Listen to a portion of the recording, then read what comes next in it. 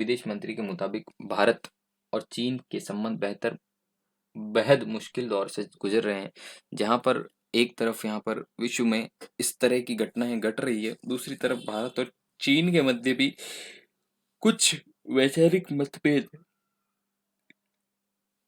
धीरे धीरे यहाँ पर बढ़ रहे हैं। वैचारिक मतभेद बढ़ने से मतलब है, विदेश मंत्री ने कहा है, म्यूनिस म्यूनिस्क म्यूनिस्क सम्मेलन एमएससी 2022 को पैनल चर्चा में संबोधित करते हुए बीजिंग द्वारा सीमा समझौते का उल्लंघन करने के बाद चीन के साथ भारत के संबंध बहुत ही कठिन दौर से गुजर रहे हैं। उन्होंने रेखांकित किया है कि सीमा की स्थिति संबंधों की स्थिति का निर्धारण करेगी। यहाँ पर ये बात यहाँ पर कही गई है कि सीमा की स्थिति ही यहाँ पर संबंधों की स्थिति का निर्धारण करेगी। भारत के विदेश मंत्री के मुताबिक भारत और चीन के संबंध जो हैं वो बेहद बेहद मुश्किल दौर से गुजर रहे हैं, ऐसा उनके द्वारा कहा गया है। इसी बात को आगे की तरफ देखें तो भारत और चीन की सीमा विवाद क्या-क्या है, तो भारत और चीन का सीमा विवाद मूल कारण जो है अपरिभाषित है। यहाँ पर कहना बहुत ही मुश्किल है कि इस किस स्थिति में इस परिस्थिति को पैदा किया गया है। और भारत की चीन के साथ में लगभग 3400 किलोमीटर, अगर मील में देखें तो 200 मील 200 2100 मील यहाँ पर लंबी सीमा निहित है, जिस पर दोनों देश विवाद करते हैं। ये विवाद की सीमा का ही विवाद है। इसके अलावा चीन के साथ किसी भी तरह का हमारा वैचारिक विवाद इसी प्रकार बना हुआ है। 4 राज्य हैं जो भारत के हैं, जो हिमाचल प्रदेश, उत्तराखंड, पूरब में यूपी का हिस्सा जिसे कहा गया है, और सिक्किम, अरुणाचल प्रदेश और केंद्र शासित प्रदेश लद्दाख जो है तत्काल में जम्मू एंड कश्मीर राज्य है और उसके अंदर चीन के साथ में सीमा साझा करता है। दोनों देशों के बीच में पारस्परिक रूप से सहमत वास्तविक नियंत्रण रेखा एलएसी नहीं है। तो भारतीय नियंत्रित क्षेत्र जो है वो चीन के नियंत्रण क्षेत्र से अलग करती है। मतलब एलएसी नहीं है, पर इस तरह से अलग करती है कि वास्तविकता में एलएसी नहीं है। ठीक है ना? सिर्फ कहा जहाँ तक हम खड़े हैं वहाँ तक की हमारी सीमा है, ये यहाँ पर मुद्दा बताया गया। भारत का दावा है कि 3488 किलोमीटर लंबी है, जबकि चीन इसे 2000 किलोमीटर लंबा होने का दावा करता है। भारत का दावा एक तरफ है और चीन का दावा एक तरफ। एलएसी के 3 क्षेत्र अर्थात पश्चिमी, मध्य व पूर्वी क्षेत्रों में विभाजित किया गया है। एलएसी को 3 क्षेत्रों में विभाजित किया। हम भी इन 3 क्षेत्रों के साथ ही इसको पढ़ेंगे। अगर आप रिटर्न पॉइंट ऑफ व्यू से लिखने के प्रयास करेंगे तो ये सारी चीज़ें इसी तरह से लिखी जाएगी तो काफ़ी अच्छा रहेगा कि चीन का विवाद क्या है। यहाँ तक तो हमने रिपोर्ट को पढ़ी है। यहाँ से हम इससे पढ़ना चाह रहे हैं कि बैकग्राउंड में हिस्ट्री क्या रही है चीन के साथ में। चीन के साथ ये विवाद रहा है। सीमा का विवाद सबसे बड़ा है, पर यह अपरिभाषित है। अगर देखा जाए तो दावा जो कर रहे हैं, भारत इतना दावा कर रहा है 3000 का, और चीन जो दावा कर रहा है वो 2000 किलोमीटर का दावा कर रहा है। एलएसी को 3 भागों में बांटा गया है, पश्चिमी, मध्य और पूर्वी क्षेत्र में विभाजित किया गया है।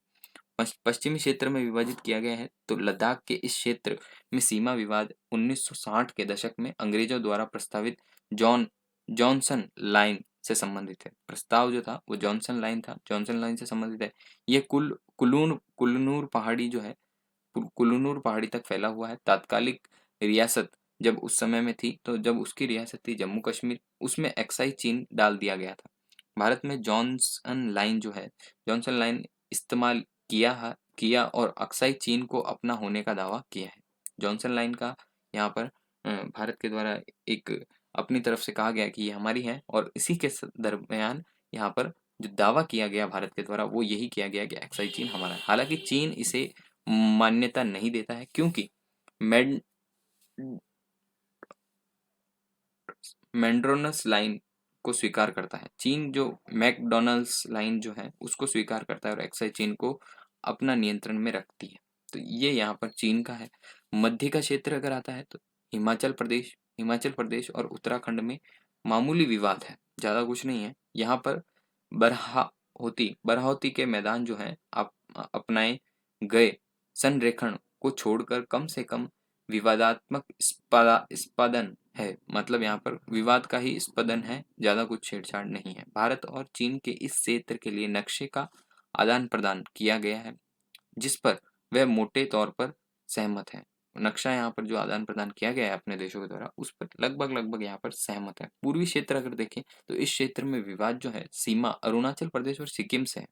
अरुणाचल प्रदेश और सिक्किम से है, तो यहाँ पर अरुणाचल प्रदेश का एक बड़ा सा हिस्सा का यहाँ पर दावा जो है वो चीन करता है। चीन के प्रतिनिधियों ने इस समझौते के पहल की, लेकिन बाद में इसे मानने से इनकार कर दिया, जिससे त्वांग क्षेत्र जो है वो चीन का दावा किया गया है और 1951 में यहाँ पर भारत ने कब्जा कर लिया था। तो यहाँ पर कब्जा कर लिया था भारत ने, पर त्वांग का जो एरिया है वो चीन दावा करता है। गलवान प्रतिरोध क्या है? अगर आप पॉइंट ऑफ व्यू से, रिटर्न पॉइंट ऑफ व्यू से अगर लिखना चाहेंगे तो इसके अंदर ये मुद्दा अब जुड़ जाएगा, वर्तमान से ये मुद्दा इसमें जुड़ जाएगा आपके, कि गलवान गतिरोध है 2020 में भारत और चीन की सीमा सेनाएं जो थी वास्तविक नियंत्रण रेखा एलएसी के साथ 3 बिंदुएं, अर्थात गलवान नदी घाटी, हॉट स्प्रिंग क्षेत्र और पैंगोंग झील पर तनावपूर्ण गतिविधियों में लगी हुई थी।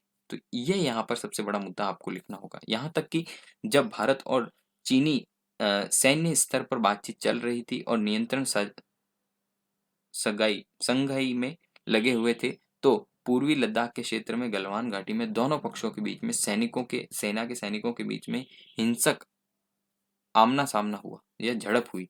तो सीमा पर तनाव बना हुआ है, क्योंकि रिपोर्टों में कहा गया है कि चीन के एलएसी के साथ रडार को तेजी से अपग्रेड और स्थापित कर सकता है। ये यहाँ पर बात कही गई है। और गलवान नदी घाटी जो है हॉट स्प्रिंग और पैंगोंग लेक का स्थान है। गलवान घाटी जो है यह गलवान घाटी गलवान नदी और इसके चारों ओर की खाड़ी पहाड़ियों के बीच के क्षेत्र को संदर्भित करती है, मतलब बनी हुई है जो यहाँ पर घाटी है। नदी का स्रोत एलएसी के चीन के तरफ एक्साई चीन में है और यह पूर्व में लद्दाख तक बढ़ती है। यहाँ तक एलएसी जो है भारत तक शयोक नदी जो है वहां पर मिलती है। तो ये एक सीमा का एक थोड़ा सा ब्रीफ दिया गया है कि गलवान घाटी कहाँ स्थित है। गलवान नदी है, इसके चारों ओर खाड़ी है, खाड़ी पहाड़ों के बीच में स्थित क्षेत्र। सामरिक महत्व अगर यहाँ पर देखा जाए तो घाटी जो है पश्चिम में लद्दाख और पूर्व में अक्साई चीन के बीच में स्थित है, जो कि वर्तमान में चीन द्वारा अपने जिंग जिंग यांग उईगुर स्वायत्त क्षेत्र जो है उसके हिस्से के रूप में नियंत्रित है। यही वही क्षेत्र है उईगुर मुस्लिम, जहाँ पर कैंप में रखे जाते हैं और उनका रिहैब्स किया जाता है, ऐसा उसमें चीन बोलता है। ये मुद्दा भी काफी हॉट है। पैंगोंग झील जो है वो लद्दाख में स्थित है, लगभग 4350 मीटर की ऊंचाई पर स्थित है और दुनिया में सबसे ऊंची अगर खारे पानी की झील है तो वो पैंगोंग झील है। इसका 1/3 हिस्सा भारत में है और बाकी 2/3 हिस्सा चीन में। हॉट स्प्रिंग यहाँ पर तीसरा क्षेत्र है। इस क्षेत्र में पैंगोंग से झील जो है उसके उत्तर और गलवान के दक्षिणी क्षेत्र में स्थित है। यह दोनों के बीच में स्थित है लगभग।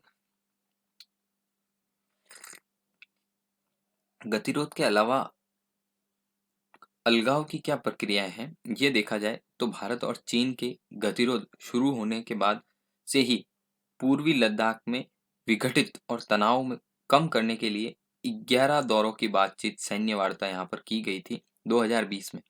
जैसे इस वार्ता में भारत का लक्ष्य अप्रैल 2020 के यथास्थिति बहाल कर रहा है। अभी जो जैसी स्थिति पहले चल रही थी वैसी स्थिति में ही है। अगर इसके साथ देखें तो दोनों पक्षों ने दक्षिण तट कैलाश पर्वत जो है उसकी ऊंचाई को भी खाली कर दिया है। भारतीय सेना के लिए फायदेमंद है ये चीज। दोनों पक्षों में जो उत्तरी तट में अंगुलियों के क्षेत्रों में अलग अलग होने का सहमति व्यक्त की है। हालांकि हॉट गोगरा और हॉट स्प्रिंग के साथ में डेमचौक और महत्वपूर्ण देपांग झील जो है, देपांग घाटी जो है वो विघटन की चर्चा में शुरुआत में कम प्रगति में है, मतलब प्रगति की है, बहुत कम चर्चा की यहाँ पर इसकी बात हुई है, ऐसा इसमें कहा गया।